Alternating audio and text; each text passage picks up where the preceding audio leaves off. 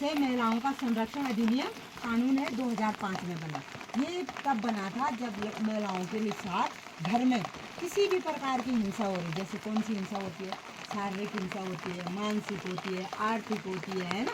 तो ये हिंसा अलग अलग यौनिक हिंसा होती है। इसके प्रकार हैं हिंसा के, कितने प्रकार हैं? 4 प्रकार हैं। ठीक है, तो नंबर 1 जो प्रकार है शारीरिक हिंसा, किसी के सामने अर्पित हो रही, ससुर द्वारा, जेठ द्वारा, पति द्वारा, तो उसको बोलते हैं शारीरिक हिंसा। थप्पड़ मारना, लात मारना, बाल खींचना।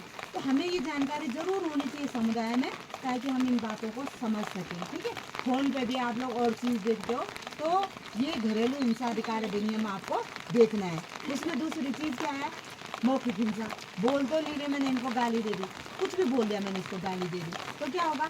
वो उसके दिल को ठेस पहुंच रही ना। ऐसे ही घर में, परिवार में, हमारे जो परिवार है उसमें किसी भी व्यक्ति द्वारा किसी के साथ अगर गाली गलौज हो रही है ना, फालतू की बातचीत हो रही है, तो उसको बोलते हैं, बोल तो मतलब कुछ नहीं रहे, लेकिन कहीं ना कहीं उसको दुख हो रहा है। जैसे मैं आंखें घोर लूँ, मतलब गुस्सा दिखा लूँ, तो पता चल जाता है ना कि गुस्सा कर, तो मेरे दिल में ठेस पहुँचेगी कि यार मैडम कैसी है, इसने मेरे दिल को दिखाया। भले तुम बोलोगे कुछ नहीं मेरे से, लेकिन तुम्हारे दिल को ठेस पहुँचे, तो कभी भी ऐसा व्यवहार नहीं करना है। ठीक है, शारीरिक ये मानसिक हिंसा हो गई। ठीक है, यौनिक हिंसा में ये है कि भाई कि अगर माना पति पत्नी साथ में रह रहे हैं और पत्नी बीमार है, किसी भी प्रकार से परेशान कर रहे हैं, तो इस तरह को उसको बोलते हैं यौनिक हिंसा। ये आगे चल के आप लोग पढ़ सकते हो।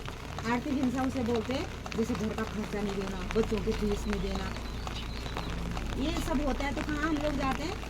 हम जाते हैं पुलिस थाने, हम रिपोर्ट दिखाते हैं, हम कोर्ट में दिखाते हैं। हमको जानकारी तो होनी चाहिए। One stop centre, one stop centre है, बाल कल्याण समिति है, जहाँ पर हम अपनी बातों को रख सकते हैं। तो ये सारी चीज़ें मैंने आज जो आपको बताई है, ये कहाँ से करनी है आपने?